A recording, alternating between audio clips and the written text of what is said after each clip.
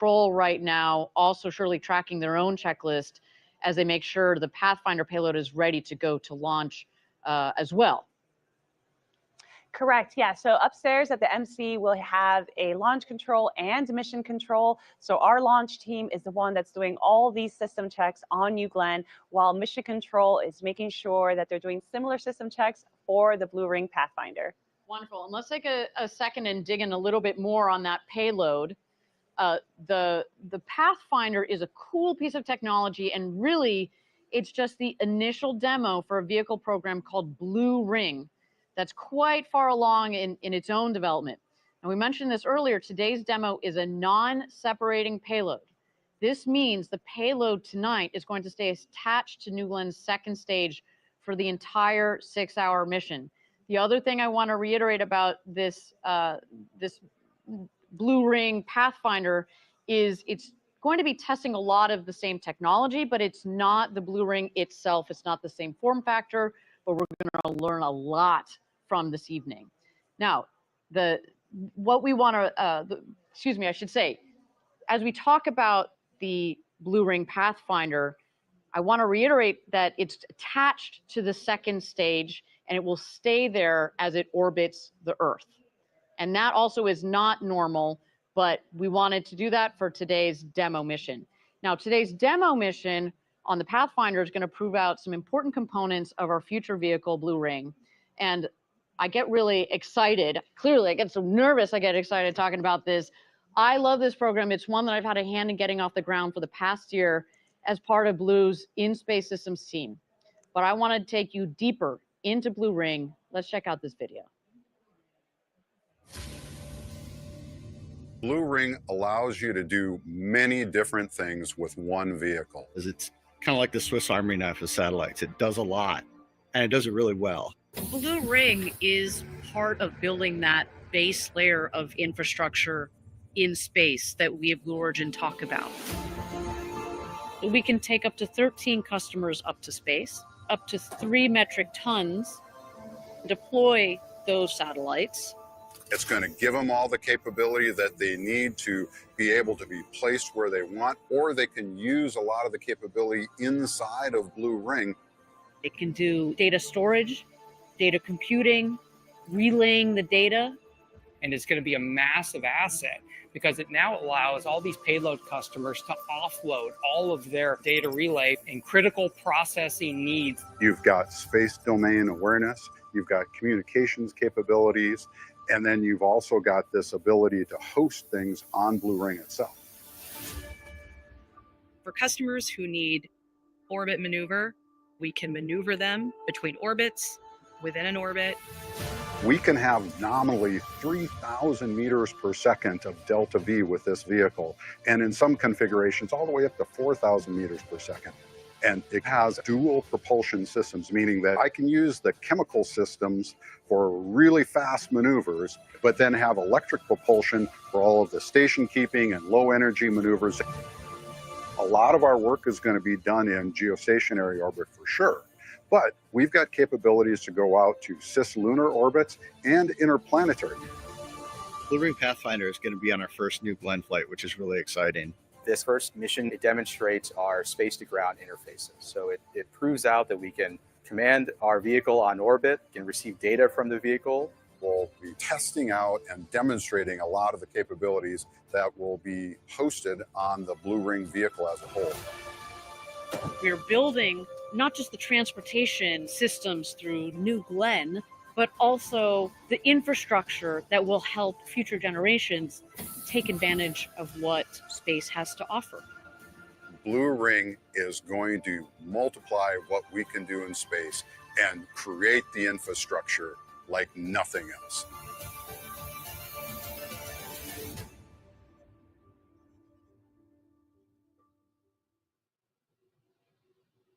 I don't know about you, but I am pretty excited, if you can't tell, to be able to say that the team I work with in my day job, Blue Ring, is the team behind the first payload ever on New Glenn. It is so, so cool. Thinking about the way a vehicle like Blue Ring will open up access to space. I mean, that's really what it's all about. That key aspect of today's mission is that demo of space to ground communication capabilities for Blue Ring. You got it. The Blue Ring Pathfinder will be testing its ability to send commands to the spacecraft, receive telemetry, and edge processing software that will demonstrate local autonomy and machine learning that will be part of the storage and compute mission kit that's going to be flying on all of the future Blue Ring vehicles. So basically, it has a computer predicting if the spacecraft is getting sick. We're also testing radiometric tracking, which, by the way, helps in navigation by using radio waves to track the spacecraft's position and velocity. So basically, radiometric tracking uses radio frequencies to track where the vehicle is and where it's going.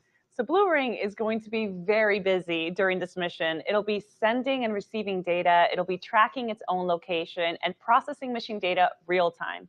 And all of this will be communicated over RF to Atlas antennas stationed in Hawaii, the state of Georgia, and even Australia. Yeah, these ground stations will collect telemetry and radiometric data, which is crucial for understanding how the spacecraft is performing and navigating in highly elliptical orbits in the MEO range. Now, this is unique because it allows the spacecraft to spend a significant amount of time over specific areas of Earth, making it an ideal orbit for certain communication and observation missions. And this is all part of proving how Blue Ring can navigate. All the data collected from this mission will be used to support the future production of the Blue Ring space vehicle, which undoubtedly will play a vital role in further space exploration and communication technologies. That data and experience gained from this Pathfinder mission will be invaluable for our engineering team.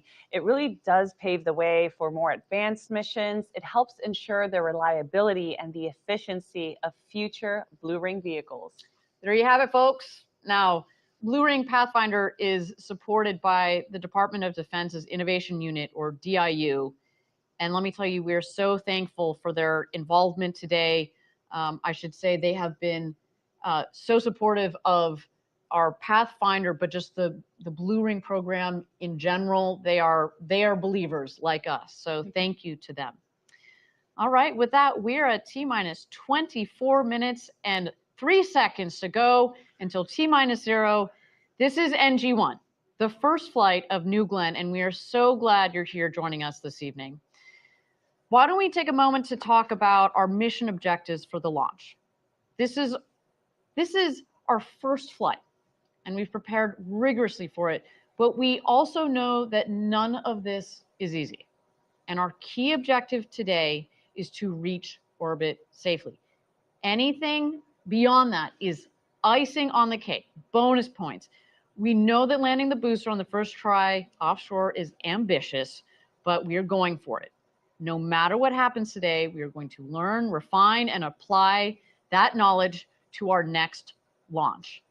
We're really looking forward to seeing how the vehicle performs. As I said earlier, more data, the better, right? We pushed every single part, component, system in our testing well beyond its limits by design. But we also recognize that no amount of ground testing or mission simulations can replace the real world conditions of flying this system into space, which is why we can't wait for the mission to get underway, see how things perform, and apply all the lessons learned to our next launch and beyond. It is an absolutely thrilling day. Again, we're so glad that you're here to share it with us. Now with that, we're at T-minus 22 minutes and 30 seconds to go until launch. Why don't we take a moment and check out New Glenn on the pad as it gets ready for its first launch to space today.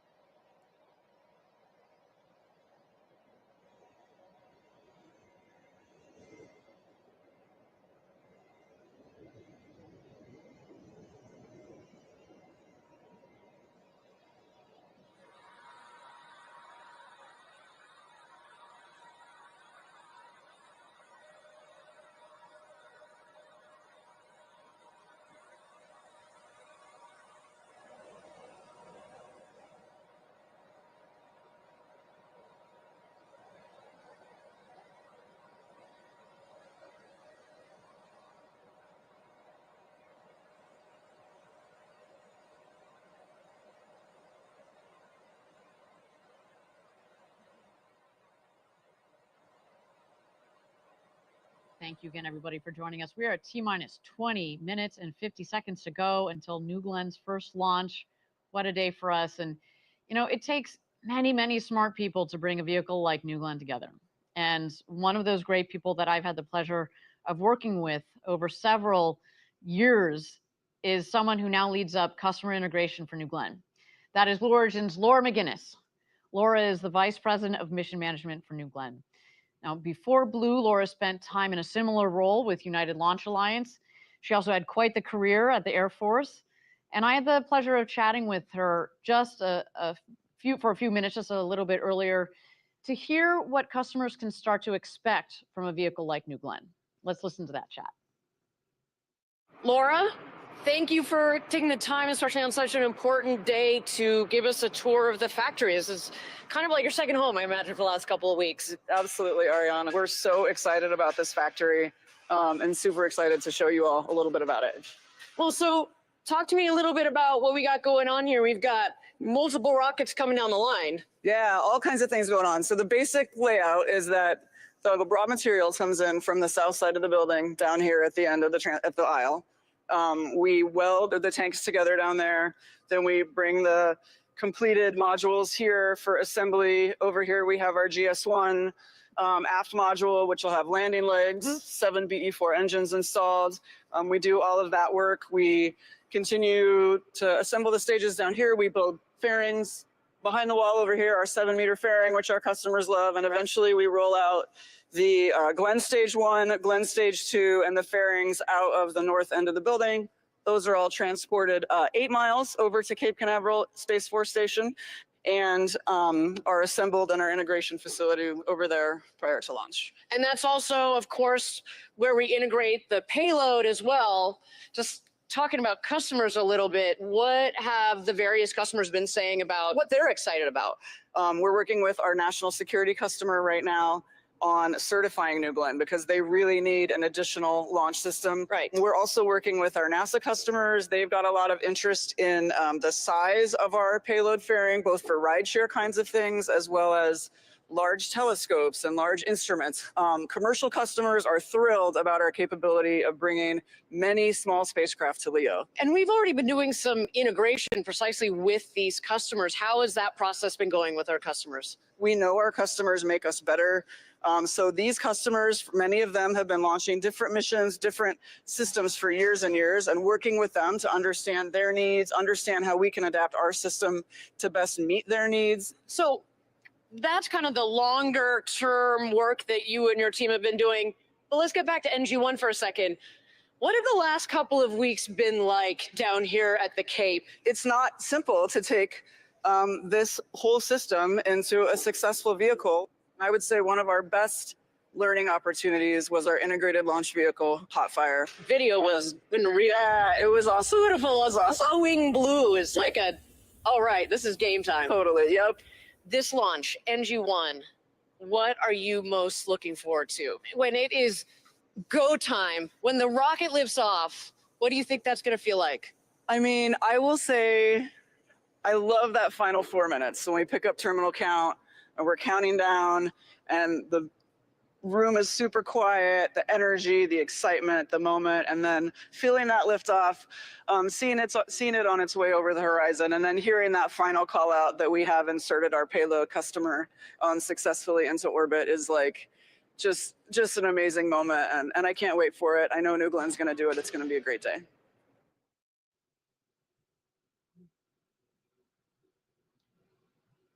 A big thank you to Laura again for joining for that quick tour through our factory right behind where we are this evening.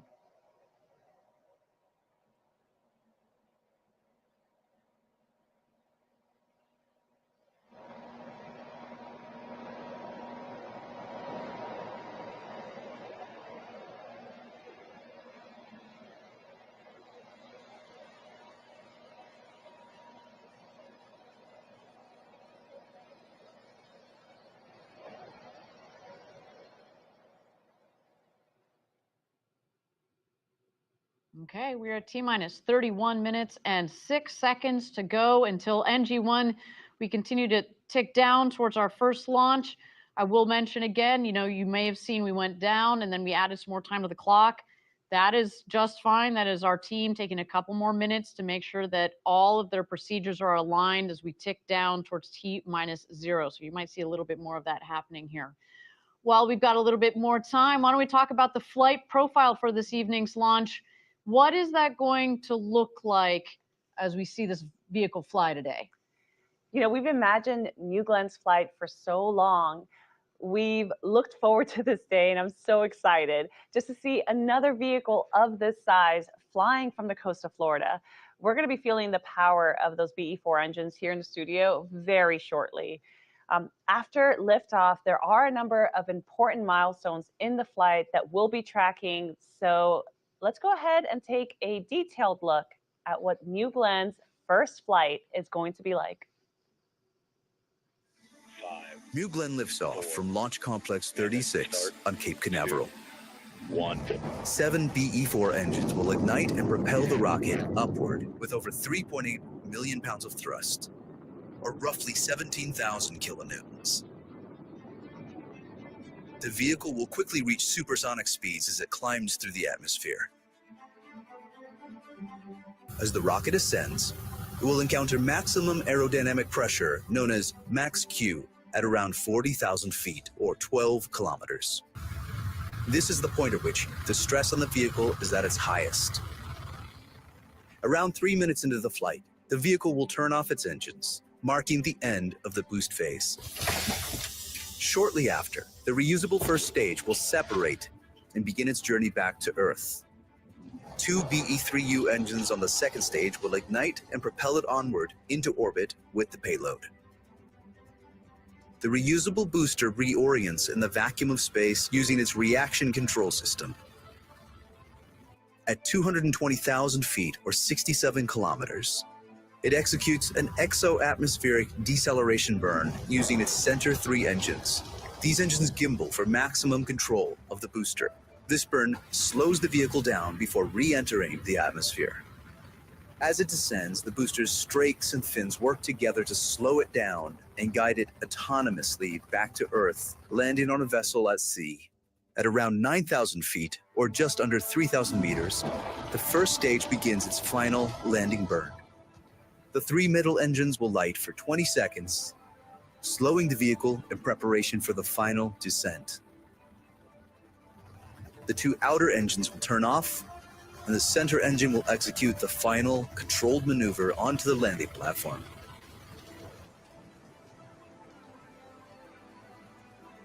The vessel will return to Cape Canaveral to prepare for its next mission. Meanwhile, in space, the second stage will continue to power the payload towards its final orbit. At around 400,000 feet or 120 kilometers, the payload fairings will jettison. New Glenn will deliver an unprecedented range of payloads. Large satellites, dual payloads, orbital vehicles, large constellation dispensers, even moonlanders destined to establish permanent human presence on the moon. This is New Glenn. This is how we will build a road to space.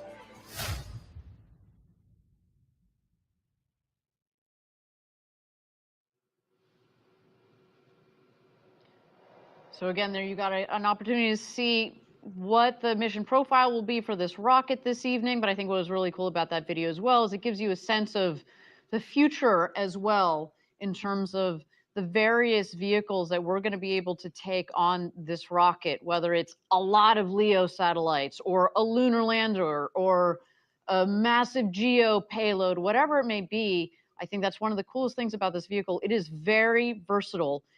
And it's the power of the vehicle matched with the volume of a 7-meter fairing that's going to allow this vehicle to be a workhorse for Blue Origin as well as our customers for years to come. So a beautiful rocket on the pad there waiting its first launch to space.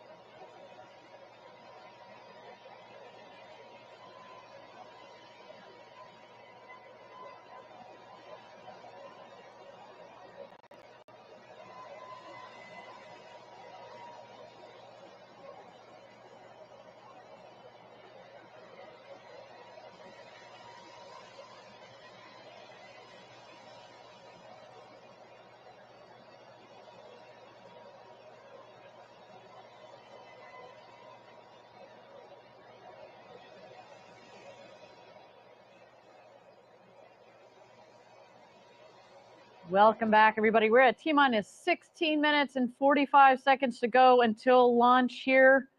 An exciting evening for all of us here at Blue Origin. I'm so glad that you've joined us. Now, we have spoken about the wealth of experience in the New Glenn launch and mission control rooms upstairs. And I want to take it back to Maggie upstairs, who is standing by up there. Maggie, you with us? Yep, Ariane, I am back at mission control. And as we make our way towards terminal count, the energy is high. It might seem like it's a little quiet with everyone sitting down, but the communications are ongoing. The launch director and his team are working super hard to get us there. I love it. They're in the zone. So, Maggie, I'd love for you to talk us through some of the people behind the mission up there. Walk us through who's on console. We've got some of our best and brightest here in the Mission Control Center. So the Mission Control Center is actually a network of rooms. We've got Mission Control, Launch Control, and engineering support rooms where our team is looking through data constantly. Now, this whole team is led by our launch director. His name is Ben Dykstra. Ben is responsible for the launch, tip to tail. He is doing the go, no go, and making sure that we get our best chance of success. Ben actually comes from our New Shepard rocket. So Ben is a great example of how we take our flight pedigree from New Shepard and we are building it into New Glenn. Now, Ben and I go way back. We worked on New Shepard together for quite a while, and I've had a chance to talk to him quite a bit this week. And I was asking him what his pre-launch traditions are and what he's bringing here to New Glenn. And he gave me a couple answers. One, he sets 3 alarms because he really does not want to miss his call. I have a feeling he didn't have to actually use all 3 of them today, but I'll ask him afterwards. And then he also sets little Post-it notes on the screens of his console mates so that they get a little funny note or a little encouraging thing from their launch director before they go. And then when we do terminal count, he will be doing his fist bumps with the entire team. I love it. I know Ben is going to crush it. Why don't you give us some other highlights? Who else is supporting Ben with launch control today? Ben is supported by a really large team, and we're not going to have time to touch on them all, but a couple here. First, we have Ann Dickey. Ann is the assistant flight director, and shout out to New Shepard again. Ann comes from that program as well. Now, Ann has been working the integrated schedule all week long, really making sure that this team is ready to go.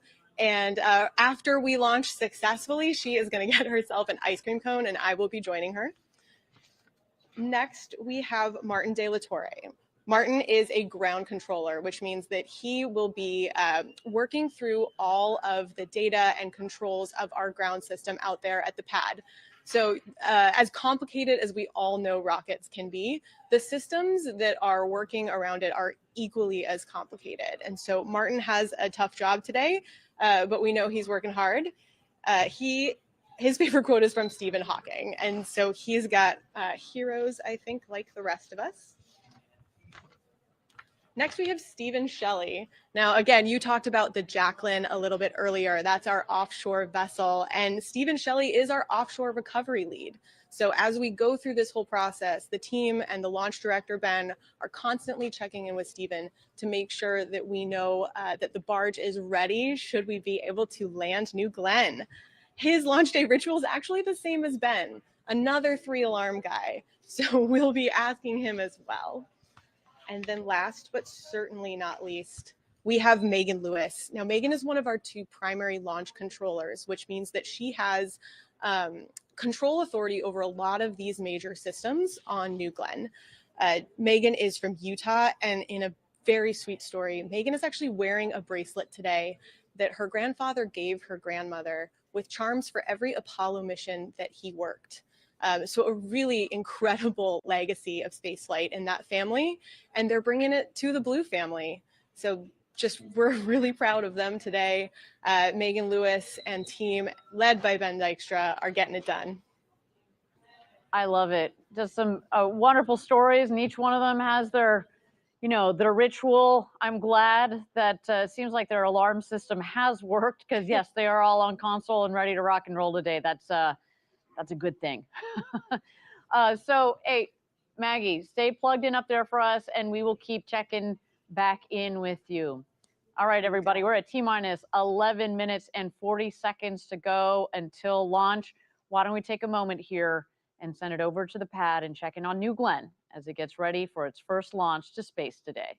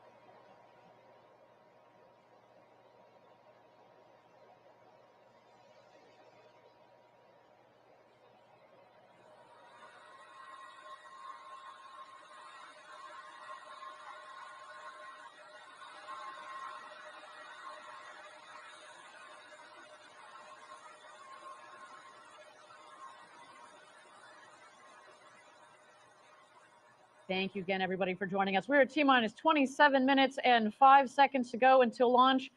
You may have noticed that we've added some more time to the clock. As we mentioned before, this is just our teams getting aligned, making sure that each of the separate sub teams have all gone through all of their checklists, make sure that everything is in the green, making sure that the weather here at the Cape and downrange, everything is within bounds. So again, if we need to add a couple more minutes, that is quite all right with us. But while we've got a little bit more time, I would like to check in with my colleague, Eddie Seifert, out there at Cars Park, where he's joined by Team Blue Origin, here, our team that's based here in Florida. What you got going on down there, Eddie? Yeah, hey Ariane, welcome back to the best seat in the house here at Cars Park. I'm with the Smith family. We're working at Blue Origin, and working on rockets is a family affair. I'm with father Mike Smith, son Corbin Smith, and granddaughter Elizabeth. Elizabeth, tell me, you've sent a postcard to space, is that right? Yes. And tell me, what was on your postcard? There was rockets and planets. Rockets and planets on the postcard. Now, Corbin, how did you get your start at Blue Origin? So I first started up in Huntsville, where I worked with an amazing team on the engine crew, building BE4 and BE3U. Now I'm here down at Rocket Park, building the thrust structures for GS2. Excellent. Must be special to be working on that GS2 rocket out there. And Mike, how about you? How did you get your start at Blue? Well, it was my son that actually encouraged me to apply, and we got hired around the same time. And it's been awesome being able to work with him on different projects. We get to talk about work at home and do different things. We bleed blue at home. Excellent, excellent. And Elizabeth, tell me, what are you most looking forward to today's launch? For the rocket to go up in space. Well, I think we're going to end on that note, Ariane. We're looking forward for that rocket to go to space. Let's send New Glenn to space. Let's light this candle. I love it. It is a family affair. And I think I love seeing the different generations there, father, son pair working at Blue. I look forward to seeing that little firecracker, that little girl joining us in a couple of years here in the future. It just speaks to, it takes years to build these rockets. And that's what we're here to do at Blue. We're here to build these rockets that are laying the foundation for building the road to space, right? And so that children like her can pick up the torch and build on top of that. We're setting forth so that they can build infrastructure in space, and really it's all for the benefit of Earth. Well, with that, thanks, Eddie, for checking in with us. We are at T-minus 24 minutes and 10 seconds to go until launch. Let's check out New Glenn on the pad as it gets ready for launch this evening.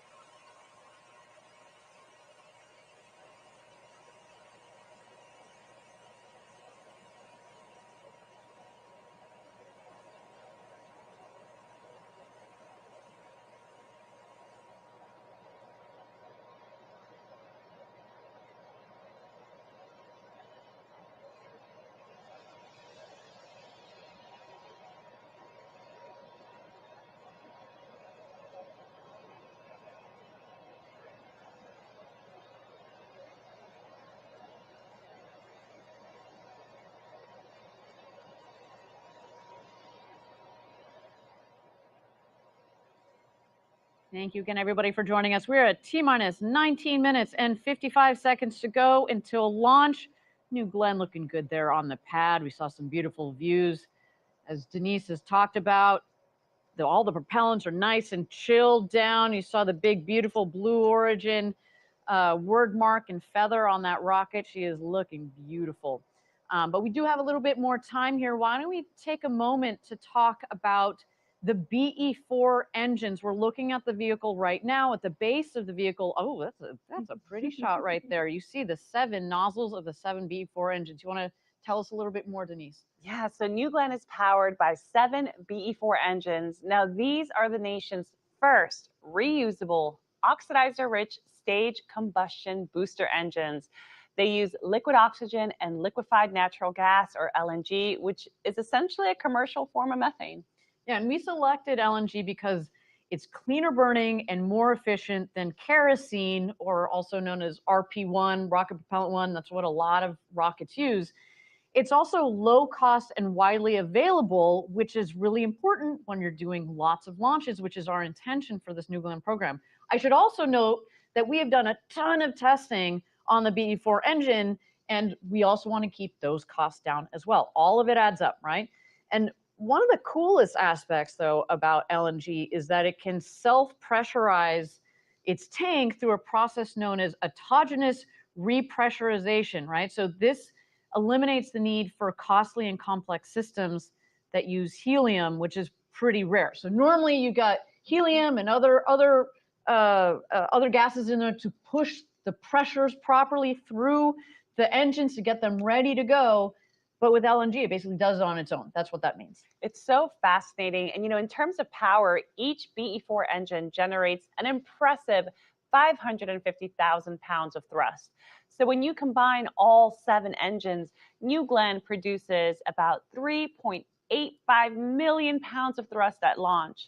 And just to put that into perspective, that's roughly half the thrust of a Saturn V rocket, which took humans to the moon.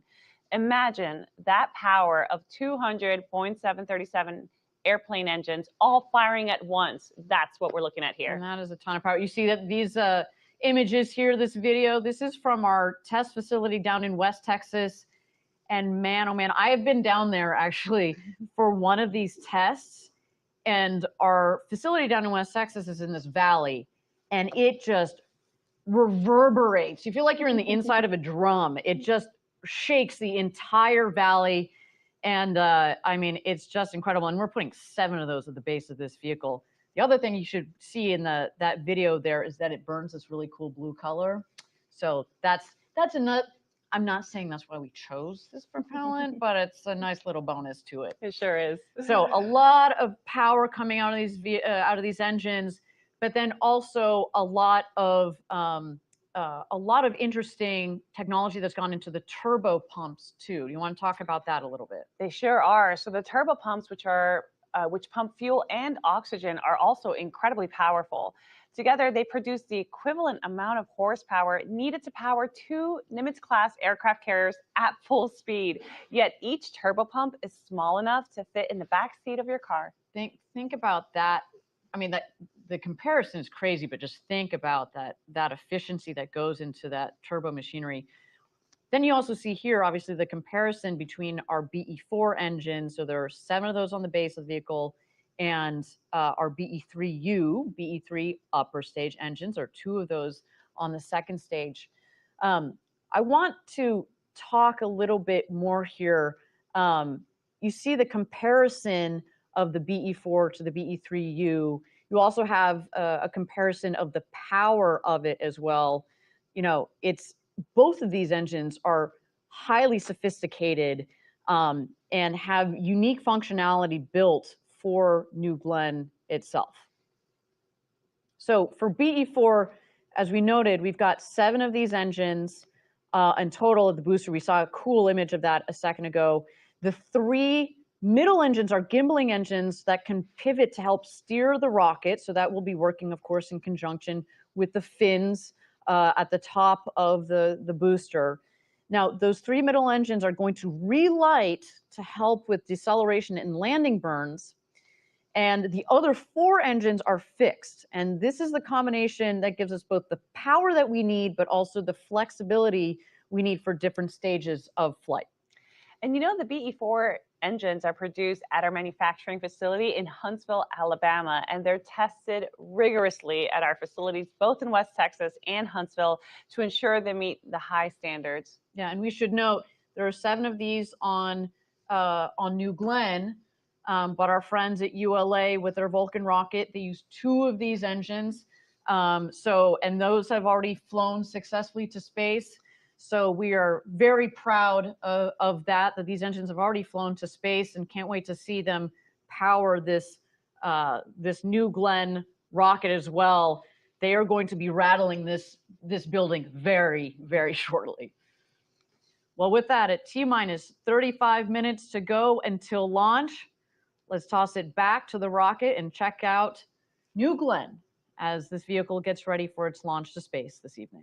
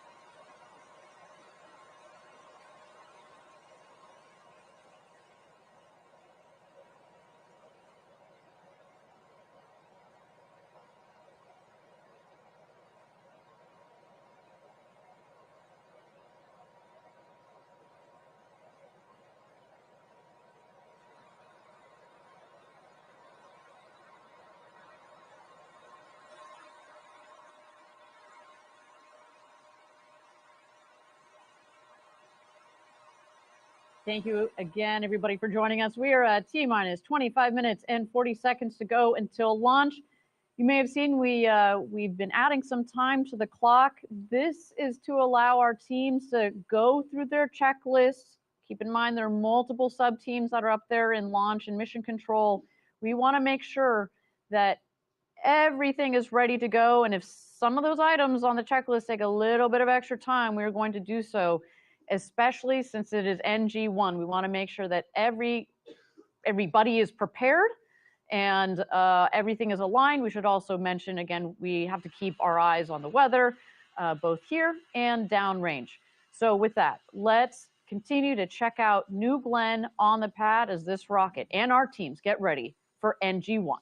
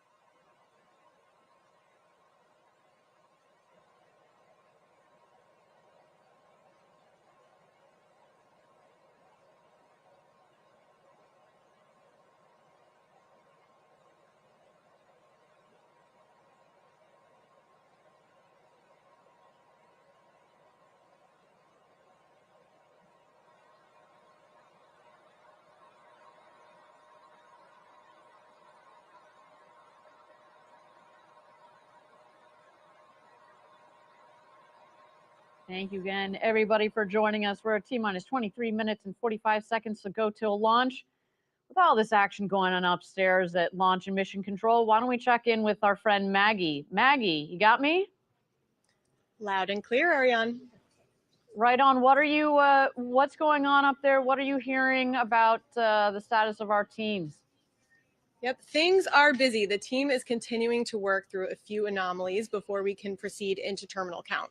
So we've got the engineers looking at all that data. We've got the controllers working through workarounds. So something that I think people don't always think about is that we have an enormous amount of what we're doing here in pre-launch procedures that's, scripted, we can plan it.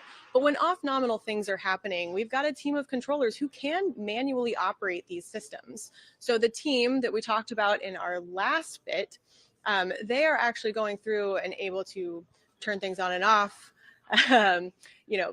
put different pressure through different valves. They are working through everything they can to make sure that we have a chance to launch today. Fantastic. Yes, it's, we run through, when you talk about all the preparation for a launch, of course, we talk about, testing the rocket itself, but we also go through a lot of these simulations in terms of the operations with our team. And you test as much as you can, you go through as many rehearsals as possible, but sometimes day of, you gotta put that's why we got the really smart people in there so that they can work through whatever it is they're finding that might be a little bit off. And that's what our team is doing up there. Maggie, what Ariane, else? Sorry, go ahead. No, the team here has gotten some good practice. I think we all saw the hot fire that we recently successfully made it through. So that is, almost everything up until launch. Before that, we had a successful second stage hot fire. Those are those BE3U engines. And before that, we were doing tanking tests, mass simulators. We've done component testing, system testing. And a lot of the engineers that are working in this room are actually responsible engineers on the floor. So they've gotten their hands on this hardware. They know their systems. Excellent. Very good point. I think I've always appreciated what we do here at Blue Origin. We tend to rotate our engineers. A lot of them, as you said, get to go down to the floor, see their hardware maybe that they've designed, talk to the men and women that are fabricating, but then also assembling the vehicle. They are very, very in tune, in touch with this vehicle. So if there are things for them to work, especially in these last minutes, we've got the right team to do it. Maggie, I want to thank you again for bringing us all the details. We've got a couple of minutes to go here. We got 20 minutes and 47 seconds to go until launch. Why don't we take a look at New Glenn as this rocket gets ready to go to space?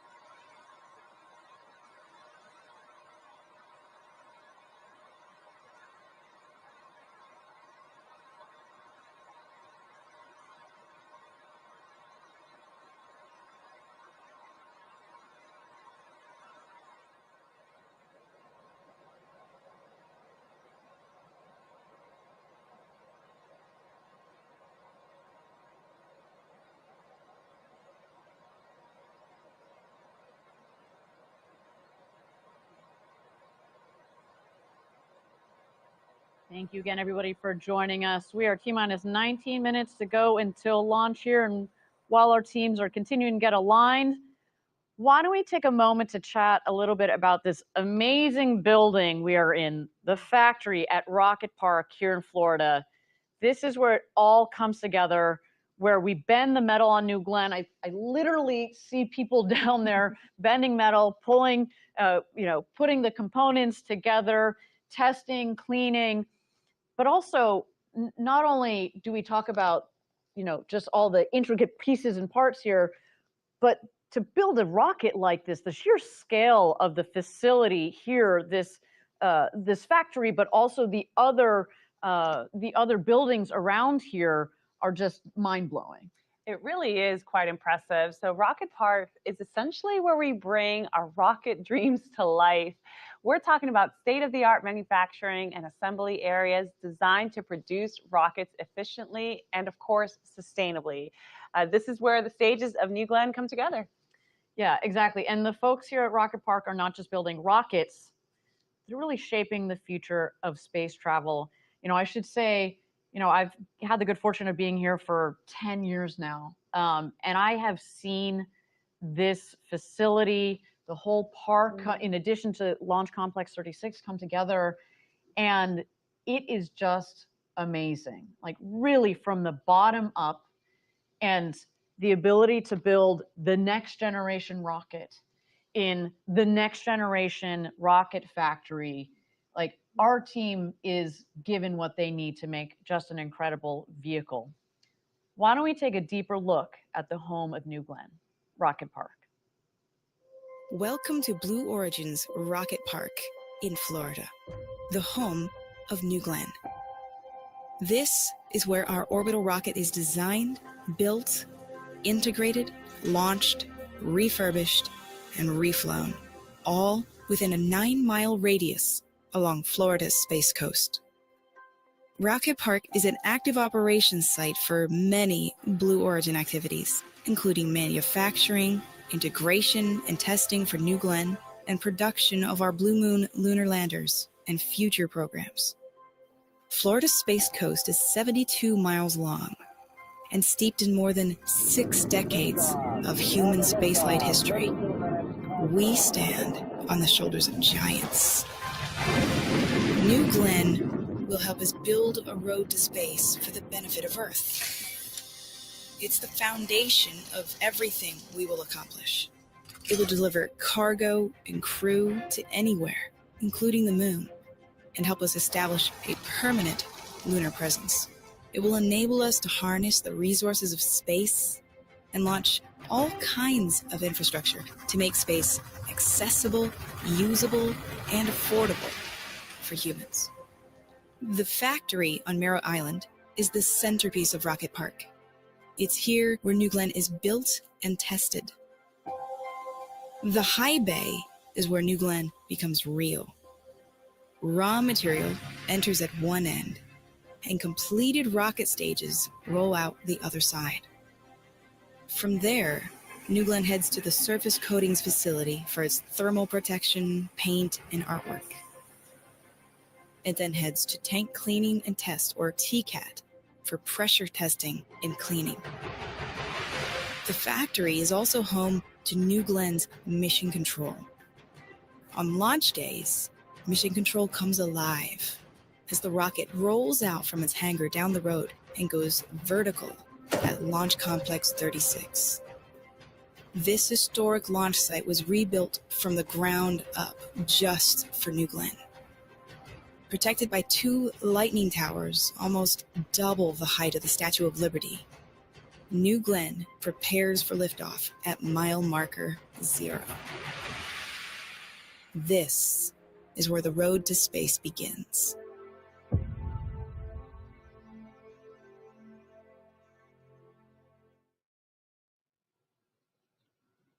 What a beautiful area Rocket Park is in. There's just so much history here on the Space Coast, and we are eager to write our own chapter with New Glenn. Absolutely. There really is just so much history, and there's something to be said about the testing and integration and design teams all working so closely together. I know that working on the programs myself, being able to talk to the designers and the people who are making the hardware is just so valuable to increase communication and efficiency, and our campus really allows for that. 100%. The physical proximity is really, really important. And it's not known, actually, but historically, rockets have launched out of the Cape, but they haven't been built here. And so to be able to build our rocket here, do the integration here of the rocket, but then also obviously the payload with the rocket. And then when we get GS1, we get the booster back, we'll be doing all of the refurbishment here. That is so important, that co-location, to have that all come together. And, you know, I love that video because you see all the action. As I mentioned, you know, it's so funny. I was looking through photos earlier today, and I've got photos in the flame trench when they were just putting it up. You know, they were pouring concrete. You know, I remember being in this facility when there weren't doors on. It was just, you know, dirt on the ground. I remember no joke, we had a poll when they were clearing the land for this rocket park as to how many turtles we would find, because we have to relocate all of the turtles because there's incredible wildlife in this area. So of course we wanted to make sure that we protect those animals and the wildlife. And so we had a poll as to how many turtles we were going to find. God, I wish I could remember. I was going to say, do you remember? I know. I didn't win it, clearly. But, you know, there's just so much work that went into building this facility from the ground up. And to be here today is just, it feels surreal in many ways. And, you know, that I was just talking a little bit about the factory itself, but the launch complex, you know, LC-36, as you touched on earlier this evening, has been around for a long time, has been where many historic rockets and missions have launched from. And we basically stripped it down to the ground and rebuilt it for this world-class rocket for decades to come. You know, we invested in this facility knowing that we're going to be here a while. With that said, we also here at Blue Origin like to pay homage to the giants who have the shoulders upon which we stand, right? Like the vehicle, of course, is named New Glenn. But also what's really cool is, and you can't quite see it here in the dark, but we kept what's called the blockhouse. So during a lot of the previous launches, there would actually be a crew in the blockhouse, which is not very far from that launch pad, when they launched a rocket. This thing is like a concrete fort, basically. It's not very big, and on the inside, it's got these massive, heavy doors that close to protect the teams. To be very clear, we're not using that blockhouse tonight. We don't use it in our operations, but it is something that we have kept on site because of the history that is in that facility. I hope that one day I'll be able to go back in there. I did get a chance to peek my head in a couple of years ago. It feels almost like what's the right way of putting it? It feels like a step into the past. Yeah. You know, the old computers and like, you know, the ashtrays. They're literally cigarettes that are still there from back in the day. We don't allow that in our launch control rooms. But again, clearly a throwback to the past. But just this facility, it feels really good to be here. It feels like we're set up for success as much as possible, which is really, really great. Okay, we are at T-minus now 36 minutes and 40 seconds to go until launch. Again, our team has added more time to the clock. They are working through their checklist. There's clearly some things that they want to spend a little bit more time on, and that is okay. I will reiterate, we have spent years designing this rocket. We have spent months and months designing this mission, building this particular vehicle as well. The design and test that's gone into the engines that are powering this rocket. If we need a couple more minutes, especially on this first launch, that is okay with us. You know, we want to give our team the right time and the space that they need to, you know, to work on whatever they got going on up there. I also want to, you know, keep in mind, my understanding is that the weather continues to stay inbounds here at the Cape, as well as out at sea. But for the moment, we have decided to put more time on the clock, which means that we still have a chance, still have the opportunity to launch this evening. I should say, I was waiting for it, I Ariane. know, it's pretty apropos because this vehicle says. So you're telling me there's a chance. That is the name of this booster. So yes, everything is, it's like it was meant to be for this vehicle. It really Okay, is. with that, we are T-minus 35 minutes to go until launch. Let's continue to check out New Glenn on the pad as it continues to prepare for its launch to space this evening.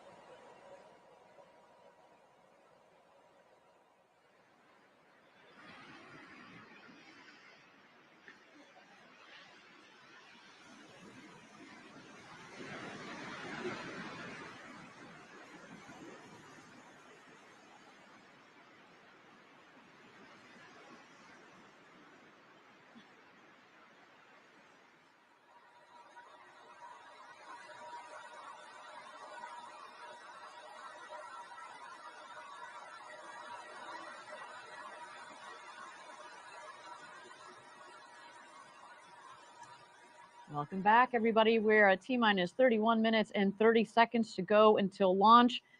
As you may have noted, we continued to add time back to the clock. That, of course, is to make sure that our teams are aligned. I do understand that we're working an issue. That is okay. That means, if we're adding time to the clock, it means that the team thinks that there might be a possibility that we can sort it out so we can get to a launch this evening. So we're going to give them the time that they need.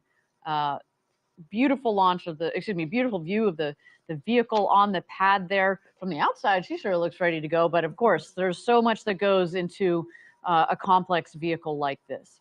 But since we do have some time, why don't we take a closer look at our vision and mission at Blue Origin? As we've said time and time again, we're building a road to space for the benefit of Earth.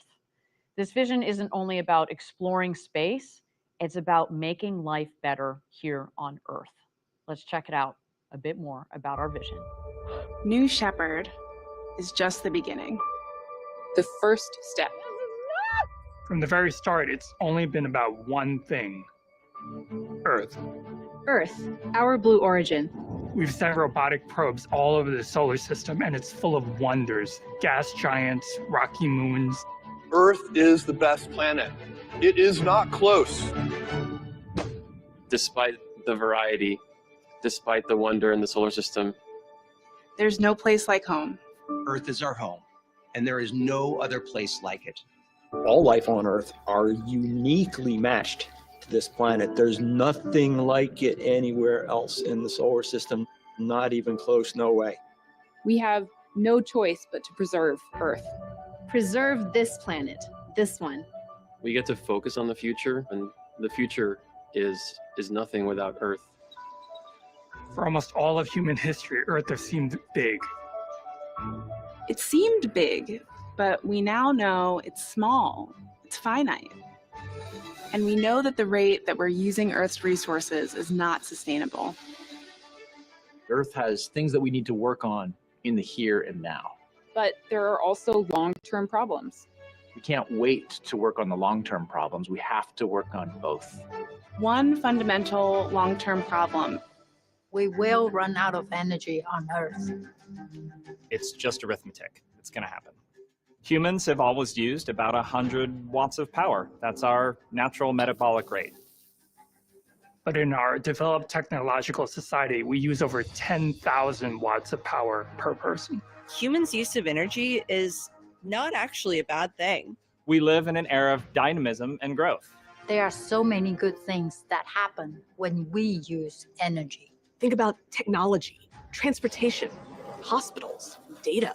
As humans, we are at our best when we are inventing, when we are growing, when we are making progress. But humans are doubling our energy use every 25 years, and that's unsustainable. Today, you could cover all of humanity's energy needs by covering the state of Nevada in solar cells. But at that rate of growth, in 200 years, you'd have to cover the entire planet in solar cells. What can we do? Can we be more efficient? Yes, but we have been. Today's technology is more efficient in nearly every manner. We are gaining efficiency, and yet, when we gain more efficiency, what do? We use more energy. We have an ever-increasing demand for more energy. So what if we just use less? Well, that doesn't work either. Throttling energy use means slowing down progress. You stop living in a world of abundance and you move to a world of scarcity and rationing. There has to be another way. There is another way. Space.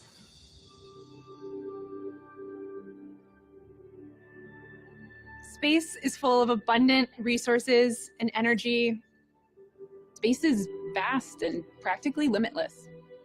If we can learn to harness the power of space and the resources of space, we can tap the limitless resources to help preserve this planet. We can go to space for what we need. We'll make it routine, safe, and cost-effective to get there. We will build the rockets and the destinations for doing real work in space. We can do even more than this. We can move the most polluting industries from Earth into space where they can't hurt the Earth or the environment. We can return Earth to a beautiful natural state. It will be like a garden, like a national park. A place for education, for creativity, and for recreation. A place for enjoyment and for nature to thrive. In space, we can expand humanity.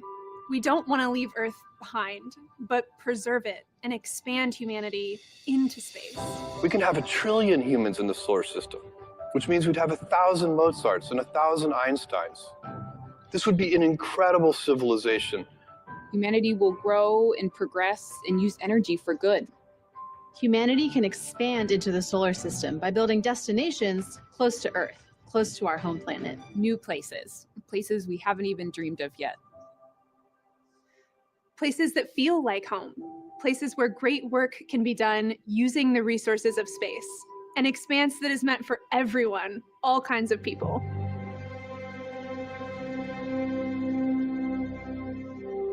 This is a hopeful future, an enduring human presence in space.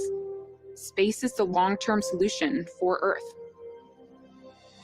We are building a critical part of the infrastructure that's going to allow others to unlock the road to space so that future generations can unleash their creativity. It won't be easy. Space must become much, much more accessible to make this vision a reality. Big things start somewhere, and that somewhere happens to be today. There are certain gates we have to go through, certain prerequisites. If we don't do these, we will never get there. First, we have to radically lower the cost of access to space. This means reusable rockets. We have to get really good at using rockets over and over. Reusable rockets, reusable engines. Once you learn how to do that, you can basically start spinning this flywheel where the more you fly, the cheaper it gets. The cheaper it gets, the more you fly. Launch, land, repeat. Going back and landing a rocket is really hard. And it is absolutely essential that we get good at that so that we can drive down the cost of launch vehicles. BE3, BE4, BE7, all made from the ground up to be reusable propulsion systems. Operational reusability.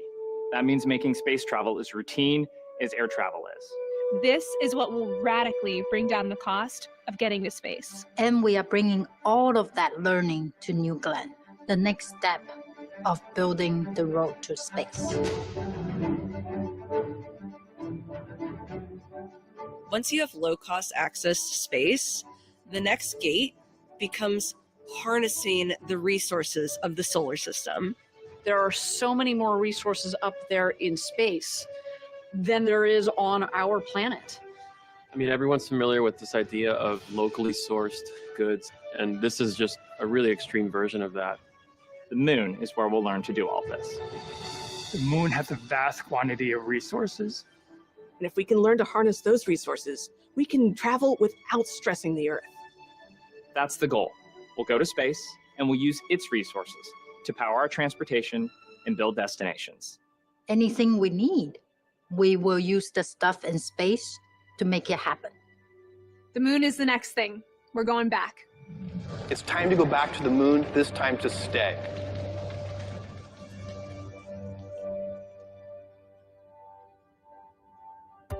Make no mistake about this. This is not going to get done by any one generation. One of the things that we have to do is inspire those future generations.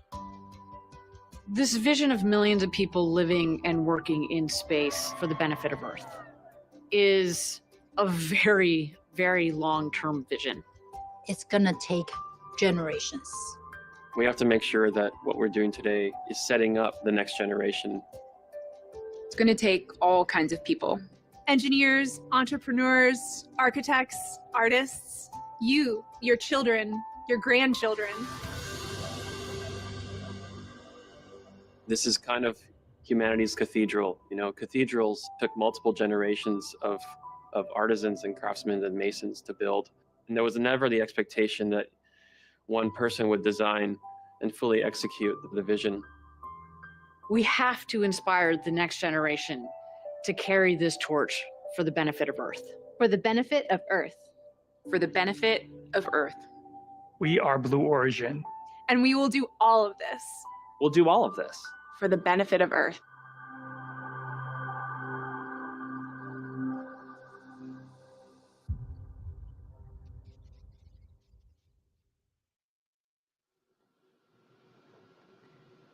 such an inspiring message. You know, actually, our very name, Blue Origin, means Earth, right? So, you know, when our future generations are out there looking back, they will look back at their blue origin, at Earth, right? And so we really need to protect this planet. The other reason why I love our name Blue Origin is it means Earth. It means all of us. We are building these really cool, you know, pieces of space technology, not only just for one country, not only for one hemisphere, it really is for the entire world.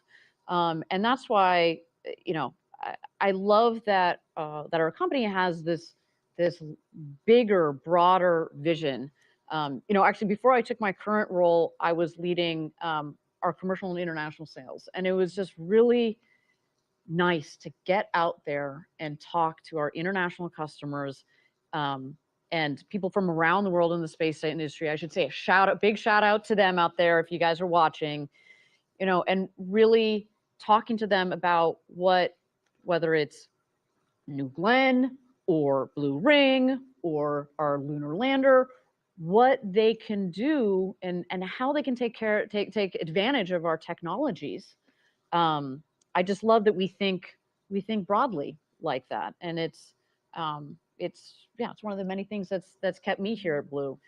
But I also want to talk, you know, obviously the main theme of that video there is this idea that as part of the long-term vision, we really need to protect this planet and the role of space technologies.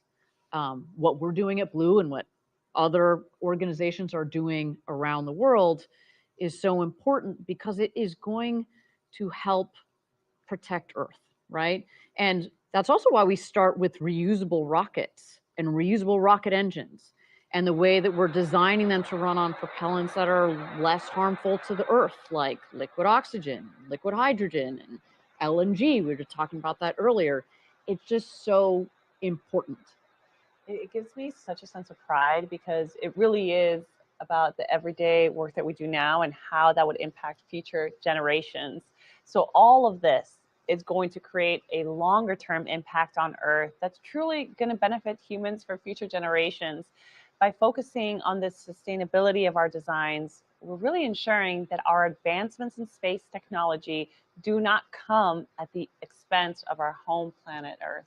Yeah, you know, a couple of minutes ago, we threw it back to our co-host Eddie out there at Cars Park, and again, talking about the multiple generations, how cool is it that he was there with the father-son pair that both work at Blue, plus the son's daughter that's there, and she's just going wild over space, and she can't wait to see, you know, this rocket launch.